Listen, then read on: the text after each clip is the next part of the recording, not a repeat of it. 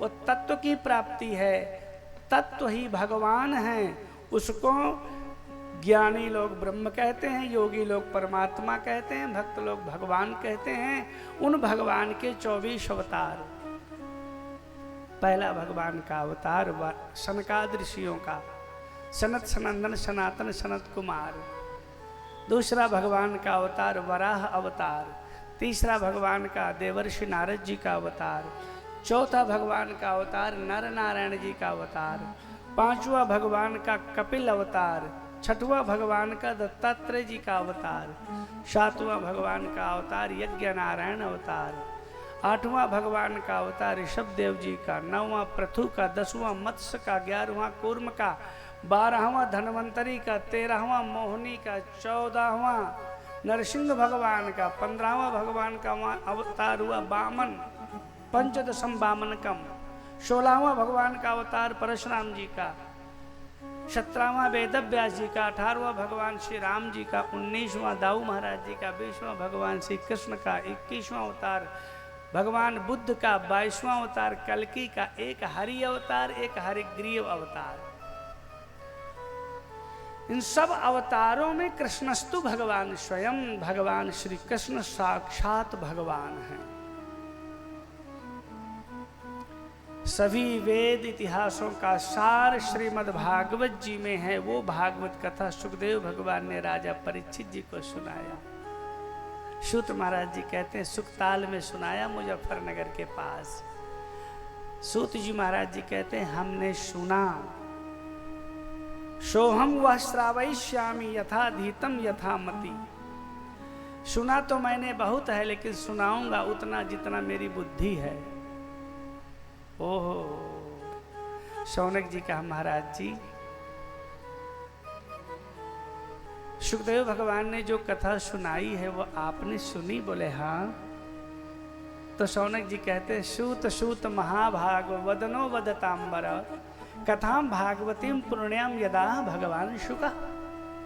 सूत जी आप बहुत भाग्यशाली हैं। आपने वो कथा सुनी है जो श्री सुखदेव भगवान ने राजा परीक्षित जी को सुनाई। देखो भैया, बहुत बड़े विद्वान और आचरणवान व्यक्ति से कोई कथा सुन लेना तो सुनने वाला भाग्यशाली होता है। समझ रहे हो? सूत सूत महाभाग, इसलिए विद्वानों से कथा सुननी चाहिए। शौनकादृश्यों ने कहा कस्मिन् युगे प्रवृत्ते यम स्थाने वाक्येन हेतुना कुतः संचोदितः कृष्णः कृतमान संहितां मुनि।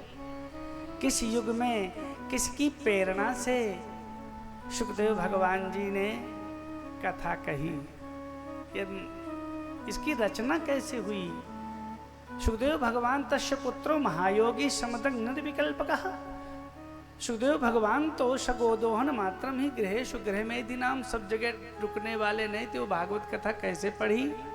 आप पूरी कथा सुनाइए। सूत जी महाराज कथा सुनाते हैं कि भागवत की रचना कैसे हुई, ये कैसे अवतरित हुई। आप लोग कथा सुने। द्वापरे समनो प्राप्ते ततीय युग परे ये जाता पराशराद्योगी वाशभ्याम कलया हरे है। पराशर भगवान के पुत्र व्यास भगवान हुए, सत्यवती के पुत्र। कलयुग को आया देख करके एक वेद के 4 वेद कर दिए। ऋग यजुर साम अथर्व 17 पुराणों की रचना करी, सब शिष्यों को पढ़ाया। लेकिन महाभारत की भी रचना करी 1 लाख श्लोकों की। सब कुछ करने के बाद भी व्यास भगवान को संतोष नहीं आया, शांति नहीं मिली। तो एक दिन बैठे थे अपने आश्रम में,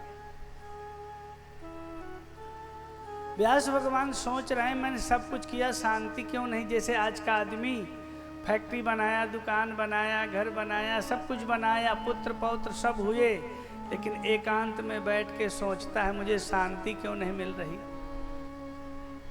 व्यास भगवान कहते हैं कि मुआ भागवता धर्म न प्रायण निरूपिता। कहीं ऐसा तो नहीं, मैंने समाज के लोगों के लिए तो बहुत किया, लेकिन समाज में जो अच्छे साधु संत महात्मा लोग हैं उनके लिए मैंने भक्ति परक कोई ग्रंथ की रचना नहीं किया, कहीं ऐसा तो नहीं कि मेरे दुख का वही कारण हो।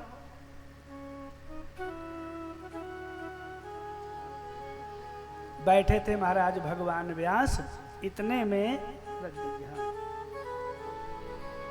इतने में ही महाराज नारद जी महाराज आ गए। बोलिए नारद जी महाराज की जय हो। जब आप चिंतातुर बैठे होंगे ना, भगवत कृपा से कोई ना कोई महापुरुष आपके पास आ जाएगा। नारद जी महाराज आ गए आश्रम में। पूजयामास विधिवन नारदम सुर पूजितम, देवताओं के द्वारा पूजित नारद जी महाराज आ गए। नारद जी की पूजा किया। देखो नारद जी व्यास जी से क्या कहते हैं। व्यास जी महाराज, पाराशर्य महाभागव भवतः कश्चिदात्मना परितुष्यति शारीर आत्मा मानस एव वा। क्या बात है पराशर जी महाराज, आपका मन कुछ अशांत जैसा है। पराशर जी ने कहा, आपने सही कहा महाराज। अस्तेव में सर्वमिदं त्वयोक्तम तथापि नात्मा परितुष्यते में। मैं प्रसन्न नहीं हूँ। आप बताइए इसका कारण क्या हो सकता है। आप अपनी अशांति का कारण किसी महापुरुष से पूछो, किसी अच्छे व्यक्ति से पूछो कि आप अशांत क्यों हो। समझ रहे हो। आप टेंशन में हो तो उसका कारण किसी अच्छे व्यक्ति से पूछो। नारद जी ने कहा, सही बताएं व्यास जी, आपने सब कुछ तो किया, लेकिन न तथा वासुदेवस्य महिमा अनुवर्णिता। आपने भगवान की महिमा का गान नहीं गाया है, बाकी सब कुछ किया। जो करना चाहिए आपने वो नहीं किया। एक आदमी कह रहा तो महाराज जी क्या करें तो शांति मिले। महाराज जी ने कहा, जो कुछ कर रहे हो करना बंद कर दो, अपने आप शांति मिलेगी। पता है हम लोग क्या करते हैं। हम लोग लकड़ी लगाए रहते हैं, ऊपर पानी की तवेली रख देते हैं, और पानी गर्म हो गया तो उसमें बर्फ डाल देते हैं। फिर पानी गर्म हो गया, फिर बर्फ डाले। किसी ने कहा, बर्फ डालने से पानी ठंडा नहीं रहेगा, ये लकड़ी हटाओ यहाँ से। समझ रहे हो। जो वासना की लकड़ी तुम नीचे लगाए हो, टेंशन की लकड़ी लगाए हो, उसको तो तुम हटा नहीं रहे हो, और तुम पानी में बर्फ डाल रहे हो, फिर गर्म हो जाएगा।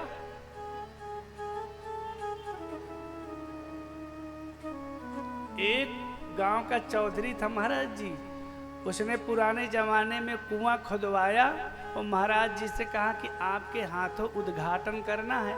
महाराज जी ने कहा, परसों हम आएंगे। परसों का उद्घाटन निश्चित हो गया। अच्छा चलो। आज क्या हुआ कि दो कुत्ते लड़ते लड़ते कुएं में गिर गए, मर गए। अब दौड़ा महाराज जी, कुत्ते गिर गए कुएं में, तो महाराज जी ने कहा, कोई बात नहीं, उद्घाटन तो होगा। आप ऐसा करो, कन्याओं को भोजन कराओ, गौ को भोजन कराओ, ब्राह्मणों को भोजन कराओ, और ऐसा करो भैया, उसमें गंगा जल थोड़ा डाल दो, सब ठीक हो जाएगा। बोले ठीक है। उन्होंने सब कुछ कर दिया, चौधरी साहब ने, सरपंच साहब ने। अब परसों गुरुजी आए। गुरुजी ने कहा कि गंदगी तो अभी भी बदबू बहुत आ रही है। गुरुजी ने देखा तो दो कुत्ते मरे पड़े थे। महाराज जी ने कहा, इन कुत्तों को नहीं निकाला। बोले गुरुजी, कुत्तों के निकालने के लिए तो आपने कहा ही नहीं था। हमने गंगा जल डाल दिया, कन्याओं को भोजन करा दिया, प्रोग्राम लंबा कर दिया।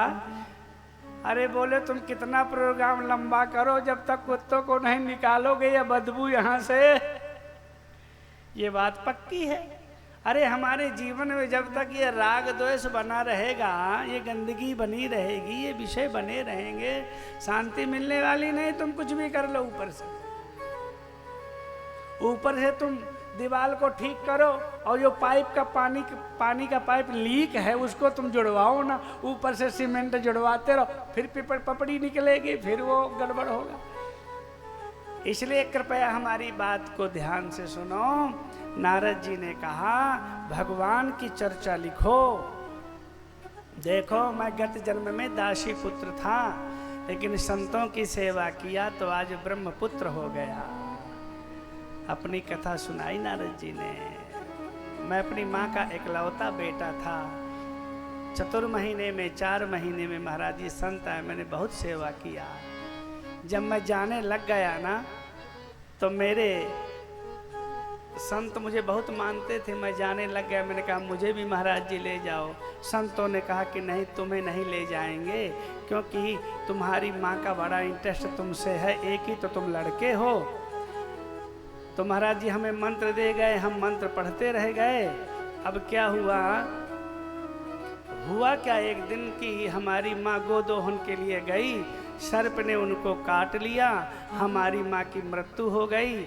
और जब मेरी माँ मर गई तो हमने अनुग्रह माना। ध्यान से कथा सुनना, ये अनुग्रह मन्य माना, हमने भगवान का अनुग्रह माना कि चलो माँ थी, भगवान ने ले लिया अपने पास, जो कुछ था सब बेच करके 13 वर्षी कर दिया, हम भी चले गए तपस्या करने के लिए। जीवन का सूत्र यही होना चाहिए, कोई भी स्थिति जीवन में आए आप भगवान की कृपा को समझो।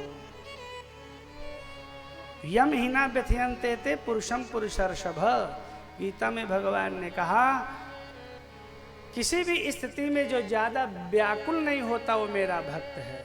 जिंदगी चाहे जैसी कटे, भगवान की कृपा के साथ जियो। नारद जी कहते हैं मेरी माँ खत्म हो गई तो मैंने भगवान की कृपा ही समझा। कितना सुंदर एक भजन है, आपने सुना होगा। रोके कटे या हंस कर कटती है जिंदगानी, तू गम दे या खुशी दे सब तेरी मेहरबानी। रोके कटे या हंस कर सब लोग गाइए। कटती है जिंदगानी, जय जय। तू गम दे या खुशी दे सब तेरी मेहरबानी। रोके कटे या हंस कर कटती है जिंदगानी, तू गम दे या खुशी दे सब तेरी मेहरबानी। तेरी खुशी समझ कर, तेरी खुशी समझ कर सब गम भुला दिया है।